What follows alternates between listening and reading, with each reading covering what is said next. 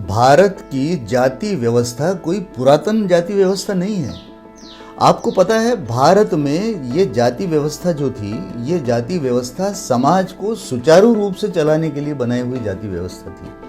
आज उसी जाति व्यवस्था के कारण इतने दंगे फसाद हो रहे हैं। भारत में कौन सी जाति का कौन कितने लोग हैं, यानी कि इसका जो सेंसस है, ये सेंसस पहली बार कब हुआ था, ये जानकर आपको आश्चर्य होगा।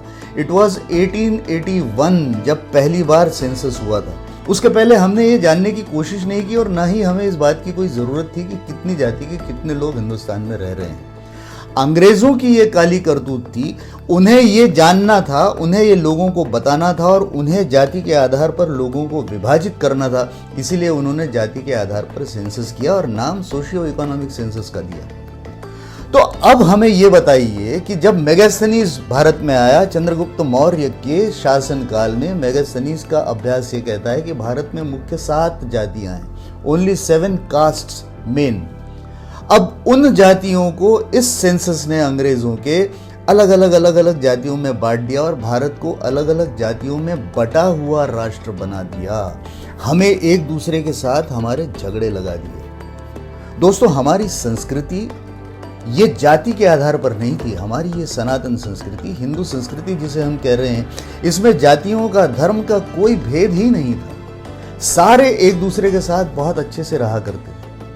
आज के परिप्रेक्ष्य में अगर हम देखें, ये बात अगर मैं आपको बताऊं कि जब प्रधानमंत्री थी भारत की श्रीमती गांधी, जो उस समय 1966 में यूएस गई थी और यूएस में उनके जाने के बाद तब के लिंडन जॉनसन, जो कि अमेरिका के राष्ट्रपति थे, उन्होंने उन्हें डांस करने के लिए आमंत्रित किया। ये 2 राष्ट्राध्यक्ष की आपस की बात है। लेकिन जब उन्हें डांस के लिए आमंत्रित किया तब इंदिरा जी ने बहुत ही नम्रता से और स्पष्ट शब्दों में कहा कि मेरे देश के लोग इस तरह से मुझे डांस करते हुए पसंद नहीं करेंगे, क्योंकि ये मेरे भारत की संस्कृति नहीं है। दोस्तों, हम जब विदेश में जाते हैं या हमारा राष्ट्राध्यक्ष विदेश में जाता है या राष्ट्र का कोई रिस्पॉन्सिबल व्यक्ति विदेश में जाता है, तो भारत की संस्कृति के साथ बात करता है। ये भारत की सनातन संस्कृति है। और आज जब हम देख रहे हैं कि कोई भी व्यक्ति जाकर भारत के विरोध में बात करता है, देश के राष्ट्राध्यक्षों के साथ, भले ही वो कितना बड़ा नेता है उसकी बात नहीं है, लेकिन वो विदेश में जाकर हमारे देश की, हमारे शासन की बदनामी करता है, ये राजनीति की दृष्टि से ठीक हो सकता है, संस्कृति की दृष्टि से नहीं।